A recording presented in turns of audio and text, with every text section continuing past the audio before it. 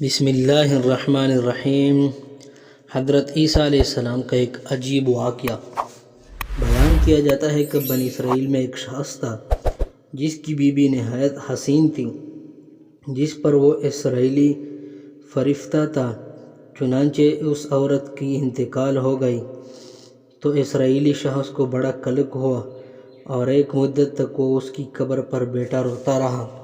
اتفاقاً حضرت عیسیٰ علیہ السلام کا ادھر سے گزر ہوا تو انہوں نے اس اسرائیلی کو پریشان حال دیکھ کر اس سے سبب جانا۔ تو جب اسرائیلی نے اپنا واقعہ بیان کیا تو حضرت عیسیٰ علیہ السلام نے دریافت فرمایا، کیا تو چاہتا ہے کہ میں اس کو تیرے لیے زندہ کر دوں؟ اس نے عرض کیا کہ ہاں حضور، میں یہی چاہتا ہوں۔ چنانچہ حضرت عیسیٰ علیہ السلام نے اس قبر کے مردے کو آواز دی کہ تو قبر سے ایک حبشی غلام جس کے ناک کے ناتنوں، آنکھوں اور جسم کے دوسرے سوراخوں سے آگ کی لپیٹیں اٹھ رہی تھی۔ حضرت عیسیٰ علیہ السلام کو دیکھتے غلام نے کلمہ پڑھا، لا الہ الا اللہ عیسیٰ روح اللہ۔ اسرائیلی نے یہ دیکھ کر عرض کیا، حضور مجھ سے غلطی ہو گئی، میری بیوی کی قبر تو دوسری ہے۔ یہ سن کر حضرت عیسیٰ علیہ السلام نے حبشی کو حکم دیا کہ تم اپنی قبر میں واپس ہو جاؤ۔ چنانچہ وہ مردہ ہو کر گر گیا اور اس کی قبر کو مٹی سے چھپا دیا گیا۔ پھر حضرت عیسیٰ علیہ السلام نے دوسری قبر کی جانب توجہ فرمائی اور حکم دیا کہ اے صاحب قبر، اللہ کے حکم سے زندہ ہو جاؤ۔ چنانچہ قبر پٹی اور اس سے ایک عورت سر سے گرد جھاڑتی ہوئی باہر آ گئی، جس کو دیکھ کر اسرائیلی بولا کہ یا روح اللہ، میری بیوی یہی ہے۔ پھر حضرت عیسیٰ علیہ السلام کے حکم سے وہ اسرائیلی اپنی بیوی کو ہمراہ لے کر واپس ہونے لگا، مگر عرصہ سے جاگا ہوا تھا، اس لیے اس پر نیند کا غلبہ ہو گیا۔ اس نے بیوی سے کہا، تیرے قبر پر گرایا وزاری اور بیداری نے مجھے ہلاک کر دیا، اس لیے میں چاہتا ہوں کہ مجھے کچھ دیر آرام کر لوں۔ بیوی کہنے لگی کہ ہاں، آپ آرام کر لیجئے۔ چنانچہ وہ اسرائیلی بیوی کے زانوں پر سر رکھ کر سو گیا۔ اتنے میں ایک گھوڑے پر سوار ایک شہزادے کا ادھر سے گزر ہوا جو اپنے زمانے کا یکتا حسین تھا، جس کو دیکھ کر شہزادی اس پر فریفتہ ہو گئی اور اس کے دل قابو میں نہ رہا۔ اس نے سرزانوں سے نیچے رکھا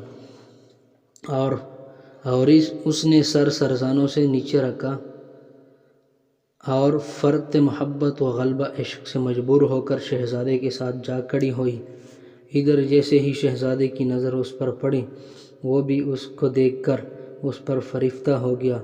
عورت کی خواہش پر اس کی اپنی گھوڑے پر بیٹھا کر لے گیا۔ چنانچہ اس شوہر نے بیدار ہو کر جب اپنی بیوی کو نہ پایا تو نہایت پریشان ہوا اور اس کے ملنے کی تدبیر سوچنے لگا۔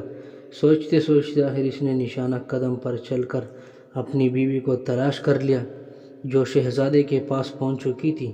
اس کو دیکھ کر اسرائیلی نے شہزادے سے عرض کیا کہ یہ میری بیوی ہے، آپ اس کو چھوڑ دیجئے۔ ابھی شہزادہ کچھ کہنے بھی نہ پایا تھا کہ اس عورت نے کہا، میں تیری بیوی نہیں بلکہ شہزادی کی لونڈی ہوں۔ یہ سن کر شہزادہ اسرائیلی سے کہنے لگا، مجھ سے میری لونڈی کو لینا چاہتے ہو؟ اس نے کہا، خدا کی قسم، یہ میری بیوی ہے جس کو میرے سردار حضرت عیسیٰ علیہ السلام نے مرنے کے بعد میرے لیے زندہ کیا ہے۔ اب یہ گفتگو ہو رہی تھی کہ اتفاقاً حضرت عیسیٰ علیہ السلام وہاں تشریف لے آئے، جن کو دیکھ کر اسرائیلی کہنے لگا، یا روح اللہ، یہ میری وہ بیوی نہیں ہے جس کو آپ نے میرے لیے زندہ کیا ہے۔ حضرت عیسیٰ علیہ السلام نے فرمایا کہ ہاں، یہ وہی ہے۔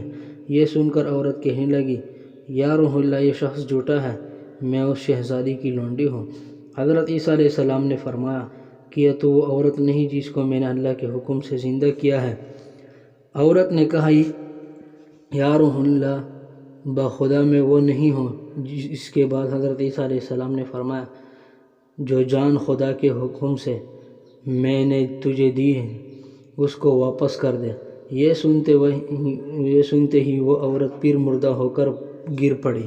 پھر حضرت عیسیٰ علیہ السلام فرمانے لگے، جو شخص ایسے آدمی کو دیکھنا چاہے جو کافر مرتا تھا وہ زندہ ہو کر ایمان لایا تو اس حبشی غلام کو دیکھ لے، اور جو کوئی ایسے شخص کو دیکھنا چاہے جو مومن مرتا پھر اللہ نے اس کو زندہ کیا اور کافر ہو کر حالت کفر میں مر گیا تو وہ اس عورت کو دیکھ لے۔ اس واقعے کو دیکھ کر اسرائیلی نے قسم کھائی کہ اب کبھی نکاح نہ کروں گا، اور میدانوں کی طرف نکل گیا جہاں اللہ کی عبادت میں مصروف رہ کر اسے موت آ گئی۔ اللہ تعالیٰ اس پر رحم فرمائے۔ نبی اور رسول کے اقرار اور انکار کا نتیجہ اس حقائق سے ظاہر ہوتا ہے اور سبق ملتا ہے کہ کامیابی اپنی نبی کی اطاعت و محبت سے ہی مل سکتی ہے۔ چنانچہ ہمیں بھی چاہیے کہ ہر حال میں اپنے نبی علیہ السلام کی اطاعت کو سامنے رکھے، چاہے دل مانے یا نہ مانے۔ نبی کریم صلی اللہ علیہ وسلم کے طریقوں کو لازمی اپنایا جائے۔ اللہ تعالیٰ اس واقعے سے سبق حاصل کر کے عمل کرنے کی توفیق عطا فرمائے۔ آمین یا رب العالمین۔